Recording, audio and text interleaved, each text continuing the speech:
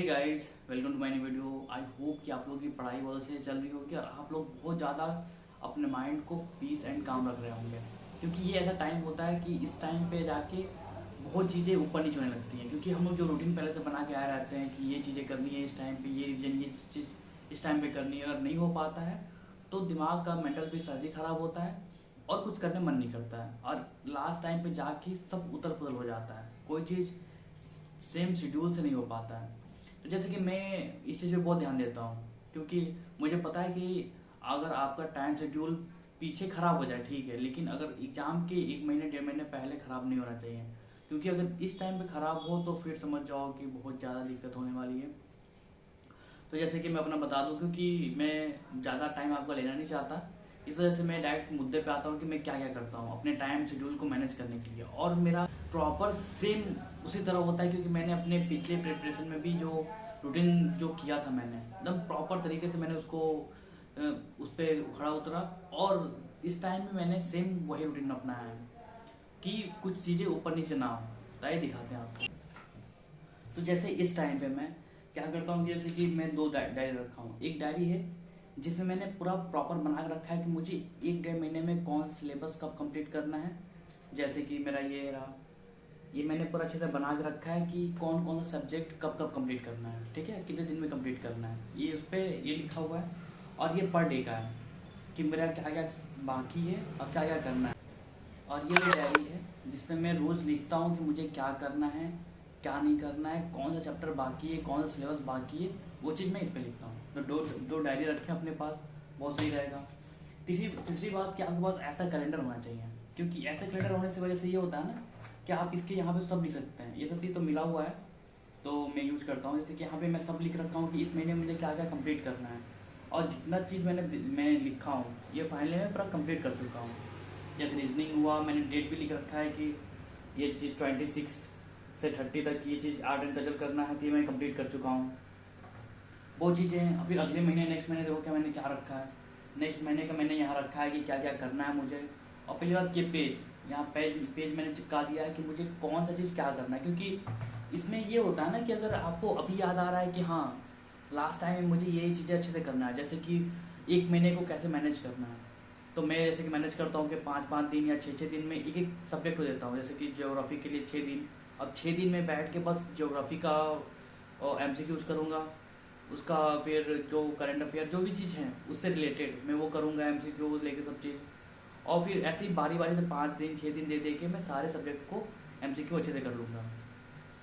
ये चीज़ें भी लिखना ज़रूरी होता है। जैसे अभी मुझे याद आया, लेकिन उस टाइम पे याद रहेगा कि नहीं रहेगा ये चीज़ें लिखना बहुत ज़रूरी होता है कि आज हम इस चीज़ को अभी याद आया कि हाँ ये चीज़ जो चीज़ आइडिया मेरे दिमाग में आया है इसको ये बहुत अच्छा है, यूज के लिए बहुत अच्छा है। तो उसको अब हम ऐसे दिमाग में तो रख नहीं सकते, क्योंकि आज याद आ रहा है कल परसों या 10 दिन बाद तुम भूल जाओगे चीज़ को।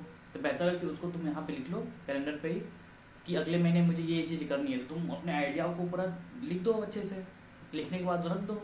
और फिर जैसे ही मन का तुम ऐसे चेंज करोगे वैसे तुमको आ जाए कि हाँ तुम्हारा आइडिया तुमने क्या क्या सोचा है, तो चीज़ें तुम अच्छे से देख सकते हो और उसको इम्प्लीमेंट कर सकते हो, है कि नहीं। तो ये चीज़ें करनी चाहिए, ठीक है। और बाकी और भी चीज़ें हैं जो कि बताना है मुझे, कि जैसे लास्ट टाइम में तुमको क्या क्या करना है। जैसे मैंने ये रखा है कि ये चीज़ें याद करने वाली चीज़ें हैं, रटने वाली चीज़ें, तो ये सब चीज़ों को कब करना है। तो लास्ट टाइम रिवीजन ये है, क्योंकि मैंने एक बार रिवीजन कर चुका है मैंने, और फिर लास्ट टाइम रिवीजन करना है कि जो याद करने वाला चीज़ें हैं ये चीज़ें हुई, क्योंकि ये इसी साइड में बहुत हेल्पफुल है। तो ये ज़रूरी है कि एक बार ये गो थ्रू कर ले इसको तो बहुत अच्छे से रहेगा। और फिर बाकी ये सब चीज़ें देखो, फिर मैंने ये सब भी बना के रखे कि क्या क्या चीज़ें करनी है।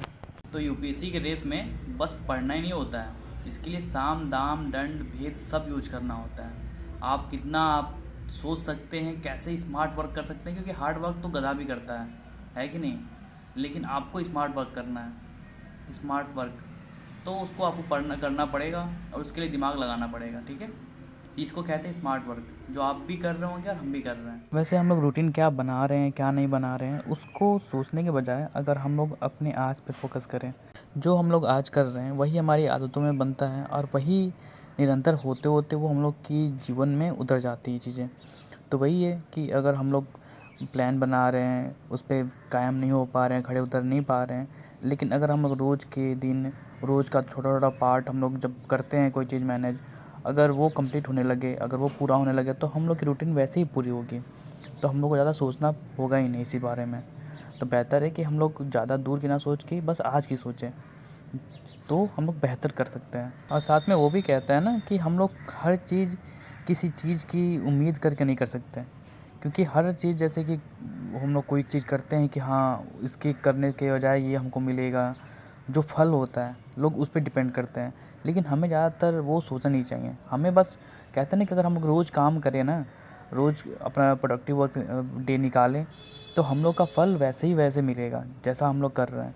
लेकिन ज़्यादातर लोग ये होते हैं कि अपना आज का दिन नहीं सुधारते हैं, वैसे ही घिसी-पिटी ज़िंदगी जीते हैं और वो सोचते हैं कि अच्छा फल मिले, तो वो तो नामुमकिन है।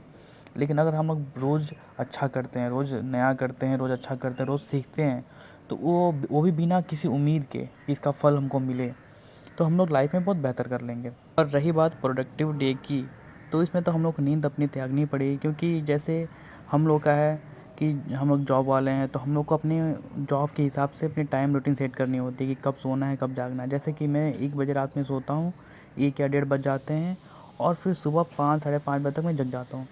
जैसे एग्ज़ाम आ रहा है पास, वैसे तो और कम नींद लेना पड़ रहा है, तो वो अपने हिसाब से मैनेज करना पड़ता है कि आप कब पढ़ लेते हैं। आप रात में ज़्यादा पढ़ते हैं या दिन में ज़्यादा पढ़ते हैं, उस पे मैटर करता है।